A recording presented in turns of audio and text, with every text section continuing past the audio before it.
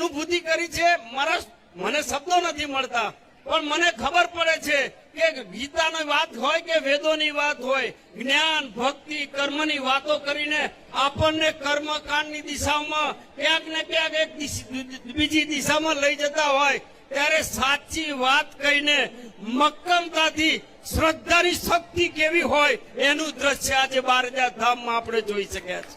આ શ્રદ્ધાની શક્તિના કારણે થયું છે, કોઈ અંધશ્રદ્ધાની શક્તિ નથી। હું છાતી ઠોકીને કહું છું કે ભારતીય જનતા પાર્ટીના સાંસદ દેવુસિંહ ચૌહાણે જે પ્રમાણે સનાતન ધર્મ અને કર્મકાંડીઓનું અપમાન કર્યું છે તે કોઈ પણ સનાતન ધર્મી હોય એ ચલાવી લેશે નહીં। એક તરફ ભારતીય જનતા પાર્ટી હિન્દુત્વના નામે અને સનાતન ધર્મના નામે વોટ લઈને સત્તામાં આવી છે, અને બીજી બાજુ એના જ સંસદ સભ્યો એ સનાતન ધર્મ વિરુદ્ધ બોલીને વાણી વિલાસ કરી રહ્યા છે। દેવુસિંહને પણ અમે બ્રહ્મ સમાજ વતી અને સનાતનીઓ દરેક ધર્મના અનુયાયીઓ વતી એ કહેવા માંગીએ છીએ કે સનાતન ધર્મની અંદર કર્મકાંડ છે એ અમારી આસ્થા છે, યજ્ઞ છે એ વૈજ્ઞાનિક રીતે સાબિત થયેલા છે। તમે સનાતન ધર્મની અંદર કર્મકાંડીઓ અને યજ્ઞ અને એના ઉપર જે પ્રમાણે બેફામ નિવેદનબાજી કરી છે એના માટે થઈને તમારે જાહેરમાં સમગ્ર સનાતન ધર્મીઓની માફી માંગવી જોઈએ। અને જો તમે આ માફી નહીં માંગો તો કર્મકાંડીઓને કર્મ કરતા તો આવડે જ છે, કાંડ કરતા તો આવડે જ છે, પરંતુ તર્પણ કરતા પણ આવડે છે। એટલે તમારી તર્પણની જવાબદારી જે છે એ સનાતન ધર્મીઓ લેશે જો તમે માફી નહીં માંગો તો। ફરીથી એકવાર કહું છું કે સનાતન ધર્મનું અપમાન એ ભારતીય જનતા પાર્ટીના સાંસદો અને ભારતીય જનતા પાર્ટીના અનુયાયીઓ માટે એક પ્રકારની ફેશન થઈ ગઈ હોય એમ લાગે છે।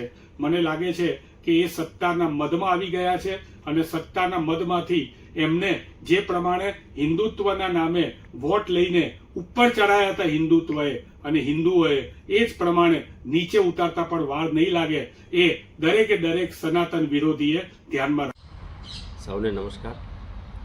તાજેતરમાં એક સમાજ જીવનના એક શ્રદ્ધાના કેન્દ્ર ઉપર મારી મુલાકાત દરમિયાન જે સરળતાથી એ શ્રદ્ધાના કેન્દ્ર ઉપર સામાન્ય માણસને સમજણ આપવામાં આવતી, ત્યારે મેં એ દિશામાં મારા ઉદ્ગાર એ હતા કે ક્યારેક આપણા આસ્થાના કેન્દ્ર, આપણી આસ્થાના ગ્રંથો, વેદ, પુરાણો, ગીતા, આવા મહાન ગ્રંથોનું અલ્પ જ્ઞાન દ્વારા મનગળંત અર્થઘટન કરીને ક્યાંક સ્વાર્થ હેતુ સાધવાવાળા લોકો હોય છે, ત્યારે આપણી સનાતન ધર્મની પરંપરાને નુકસાન ન થાય હેતુથી યોગ્ય જગ્યાએ માર્ગદર્શન મળે અને જીવન દર્શન માટે આપણને સાચા અર્થમાં જ્ઞાન મળે એ માટે આપણે પ્રયત્ન કરવો જોઈએ।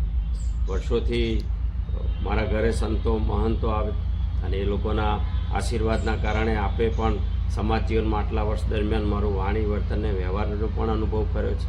ત્યારે હું આપની સમક્ષ એ જ લાગણી પ્રગટ કરું છું કે હું સમાજના તમામ વર્ગનો આદર કરું છું, સમાજના સૌનો આદર કરું છું, ત્યારે એનું યોગ્ય અર્થઘટન કરી અને સમાજ જીવન સુધી સાચી વાત પહોંચે એ માટે હું નાનકડો ખુલાસો કરવા આપની સમક્ષ પ્રગટ થયો છું।